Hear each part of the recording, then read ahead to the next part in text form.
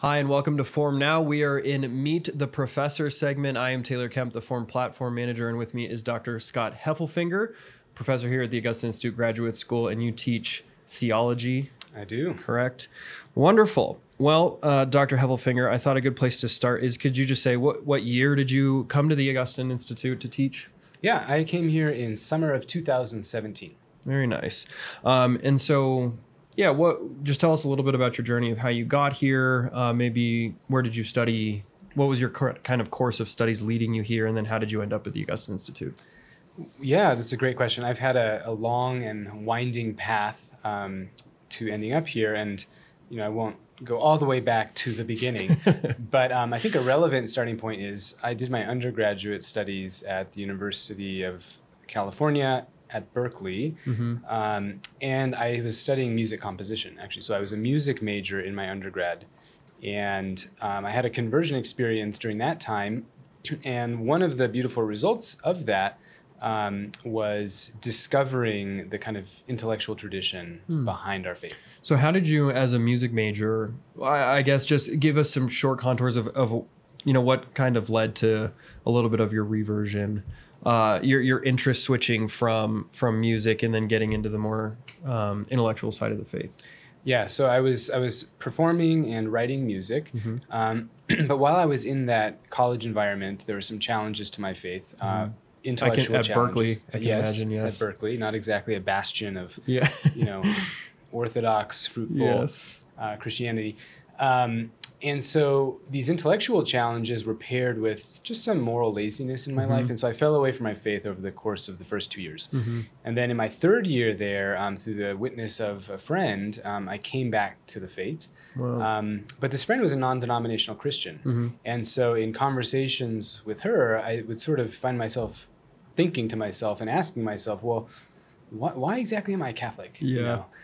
And when I had that question, my first thought was, well, if I left the church, what would my mom say? And then my second thought was, what would God think? I mean, why am I Catholic? Yeah. And so that started a journey of discovery and reading some great contemporary authors at that time, such as Pope John Paul II, who I came to know and love, Cardinal Ratzinger, later Pope Benedict XVI.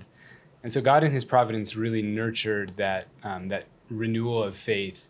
And as I read those authors and some of these texts and discovered the tradition of the church, it was so nourishing and so life-giving that I thought, although I still love music, and to this day I love music, I really want to go down this path to come to know and love this God. I love there's three things that I just noticed in your story. One is the witness of a friend, how impactful that can be on someone. Then also, I love the little bit of like Catholic conscience guilt of like, what did my parents think? Which is, that really is a great impulse for us that I think is a good thing for parents to hear. And then finally, kind of your obedience to God.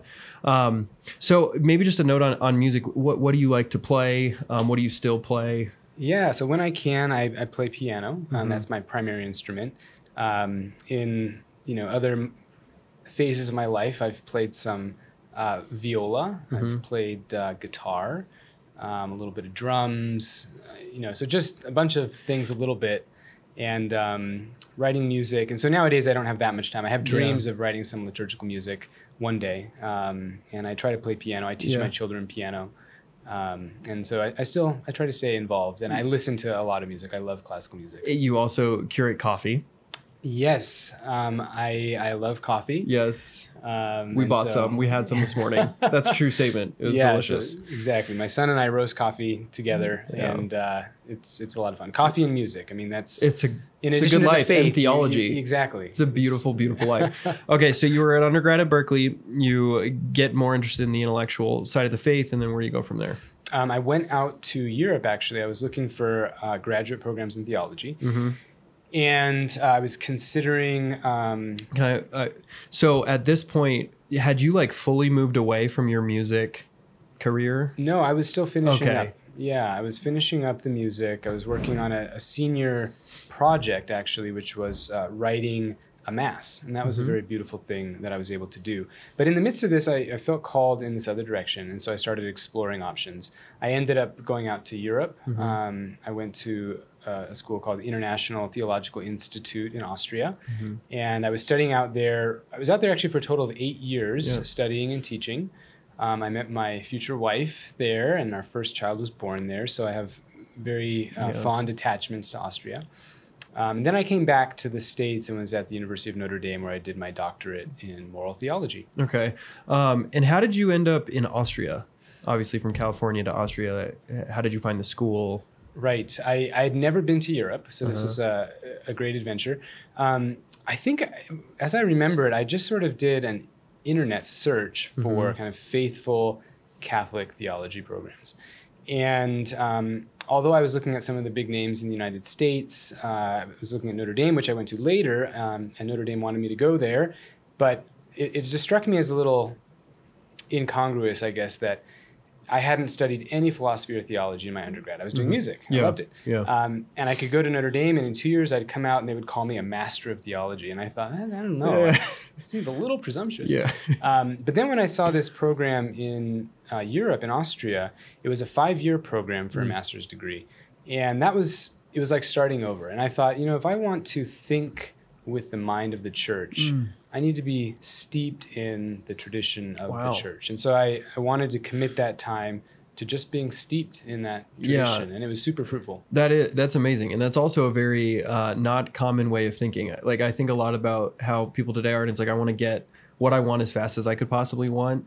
And that was not the path you chose, which is really beautiful. So you go to Notre Dame to study moral theology. Why moral theology? Yeah, so I had done this master's degree in sacred theology generally. I actually did another degree out there, a licentiate in systematic or dogmatic theology. But when I was considering what direction to go for my doctoral studies, what I came back to was actually related to my into the faith in college and into the intellectual side of the faith. And that was, as I was reading these beautiful texts, I thought, these speak so profoundly to the human heart, to the questions that everybody has in their moral lives. And so when I was considering what direction to go, one of the major concerns that I had was the church has such a richness to offer to us in how to live a fully human life in Christ. And I wanted to explore that further, enable myself to then teach that and share that with others. And so that's a nice segue into, well, I guess maybe how did you come to the Augusta Institute after you got your doctorate? And then maybe just what are the classes that you teach here? Yeah. So, we started out mentioning sort of God's providence a little bit. And here too, it was actually a beautiful work of providence that several years before I was coming to the end of my PhD studies at Notre Dame, when I was out in Europe, actually, my future wife's roommate was in the first class, I think, at the Augustine Institute. Wow. And so I heard about the Augustine Institute, and I thought, that's a great project. I hope it goes well. You never know with these little Catholic institutions. That you would be, wow. Right? And I sort of was like, that's great. It's new. I wish them all the best. Don't know how it's going to turn out. Then a couple years later, I had another friend who was in one of the early classes, and she had a great experience. And I thought, hey, it's fantastic. Then it kind of fell off my radar for several years. I was just wrapped up in my studies and my growing family. And when it came time to think about, where do I want to go to teach, there were a few different options. And among them, to my surprise, was the Augustine Institute. And so I rediscovered it, and I thought, there's some really fruitful and important work going on there in the graduate school. And so I was really blessed to be offered a position and to come and teach. That is awesome. I'm very glad that you came to teach here. I've had you for, I think, just moral and spiritual theology, but I really loved your class. So maybe tell us a little about what is, I guess, the classes that you teach here. What is your kind of main one, and maybe just a little bit about that. So the classes that I teach draw on the background that I mentioned in dogmatic theology and moral theology. My main area is moral. So I teach a course, Moral and Spiritual Theology. Which, that was the one I had, yes. Which gives kind of the basic outline of how the church thinks about our life in Christ, and then how that life bears fruit and develops in the interior life, spiritual theology. In addition to that, I teach a course in our leadership program called Leadership for the New Evangelization, which I think of as kind of a practical sequel to the Moral and Spiritual Theology course, where we look at the virtues, we look at how you live these out, what it means for leaders, what are the skills and habits of a leader and the saints up to which we can look. And then I teach a course on Christian marriage. I teach a course on the Carmelite Masters of Prayer. I've taught the Creed course in dogmatic theology, a course on human sexuality.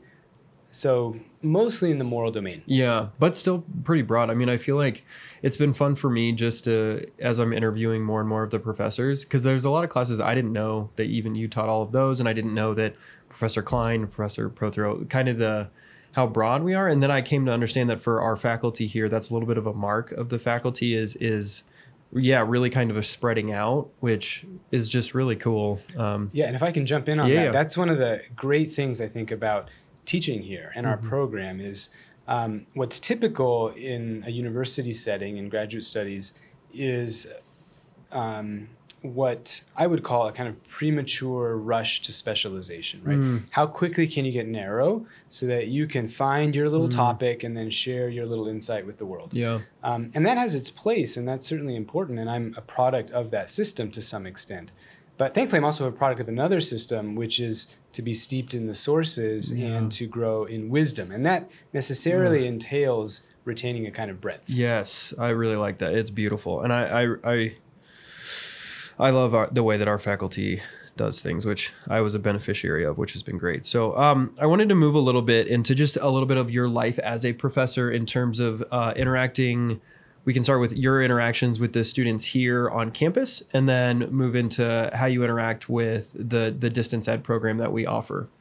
Yeah, no, I think that's a great question and a great way of laying it out, because I've come to realize in my time here that the rich life that we have on campus doesn't compete with our distance education program, but spills over into it and enriches it. And so the on-campus life is very collegial. It's very natural. One little kind of example of that is once a week during the school year, I do a little music listening group. And we just get together over lunch and we listen to some beautiful piece of music that is a favorite that I've either come to love or I'm just listening to at the moment, and very informal, very fun. And then we'll talk about the music and other things related to it. So there's a lot of informal gatherings in addition to formal activities that we do, and lots of opportunities to kind of mix on campus.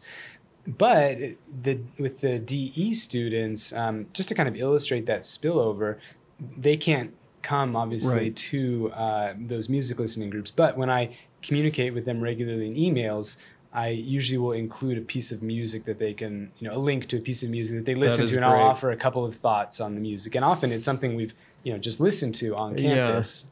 So there's a nice connection there. Something that I like a lot too is just, kind of the really great individuality of each of the professors. And then I would say all of your guys' willingness to share that outside of the classroom. So for you, it's music and some things with coffee. And Dr. Prothero was talking about how they invite students to come over after Mass for brunch on Sundays. And I know, and Dr. Gieschek has prayer groups on Tuesday nights. And there's this kind of beautiful symphony of a way of different offerings that are tailored to different groups. And it's really great.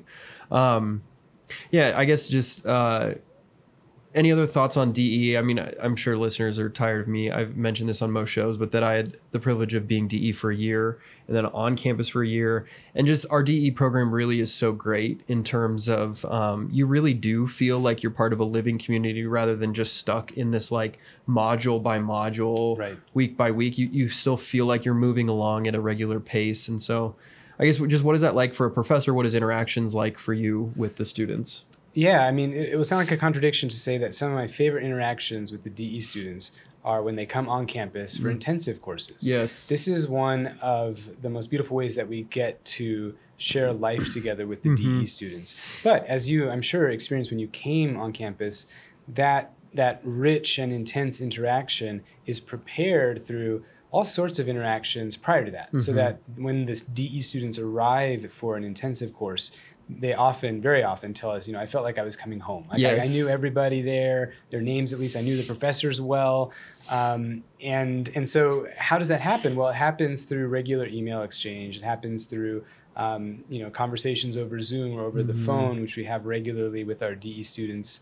And as they need them, it happens through advising, where we're in regular contact with the DE students, especially, to check in and say, hey, how are things going? And here's the next course. Any questions on what you might register for? And so we have quite a bit of communication with the DE students. And part of the reason for that is because we love our DE students. Yeah. And so we don't outsource that to kind of administrators or assistants as much. We would try to keep that within the faculty to an extent that's reasonable, so that we can have this little bit of getting to know each other. And I was grateful for that. And I would for sure testify that is true, that you feel like you are truly, as a DE student, interacting with the professor and not an aide or something like that, which is really great. We don't have a ton of time left, but just maybe a favorite saint, or at least a top candidate as a favorite saint. Sure. Yeah. Out of so many favorites, Yes.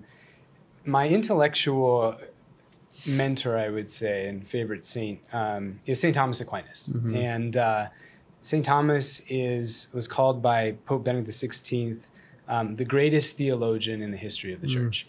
And that authority is manifested throughout the church's history after the Middle Ages and in conciliar texts. But of course, that beauty and that rigorous thinking of St. Thomas draws from the heritage that came before him. And principal among those from whom he draws is St. Augustine. So there's this happy harmony between our patron here, Augustine, and the saint that I take as my intellectual mentor, St. Thomas Aquinas. Yes, and I guess you start with the Come Holy Spirit prayer. Do you still do that for the beginning of your classes? I vary that prayer. Okay, so sometimes you move I it along. do. Yeah. Okay. Yes, and I remember going through some of St. Thomas in your class, which was very good. So the last thing, I guess you can pick which angle you want to take, but favorite book of the Bible, I guess either just for you personally or maybe devotionally, or favorite book of the Bible to teach. You can pick which path you choose. Sure. I mean, I'll just mention in the New Testament, I love the Gospel of John and the Epistles of St. John. Lots of riches there. But the book that I actually kind of have the most fun with in my own thinking and profound fruit in my own reflection and then also in teaching is the book of Genesis. Going back to the beginning, we find, I teach mostly morals, and there is so much. This book is incredibly rich when it comes to the principles of the moral life. We see this in creation, man created in the image of God, but also in the great stories and narratives that follow, these figures that teach us about the covenants and all of this, but also about just the challenges of everyday human life and interaction and relationships. So I love the book of Genesis. Yes, I remember in your class, we spent an entire class going through the creation narrative, just the first chapter of Genesis.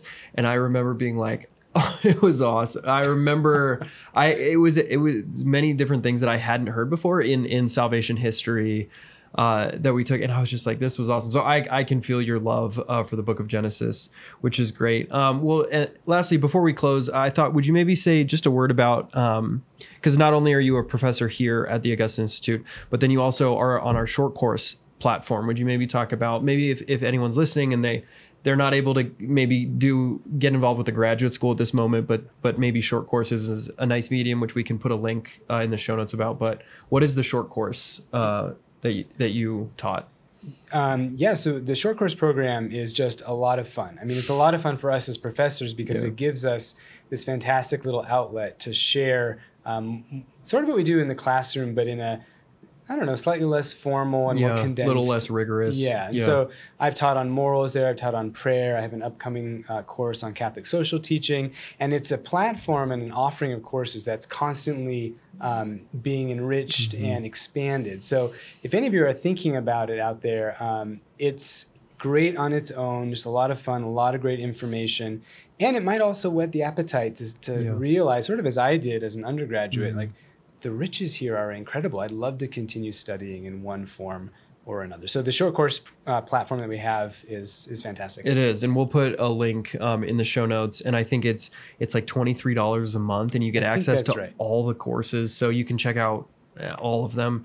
And they're taught by all of the professors here. So yeah, we recommend checking that out. And we will also put a link for the graduate school, so you can preview lectures. You can make a call to our admissions department if you're interested in learning more. So thank you for joining me, Dr. Hefelfinger. Thanks for having me. Wonderful. Thank you all so much. We will see you next time. God bless.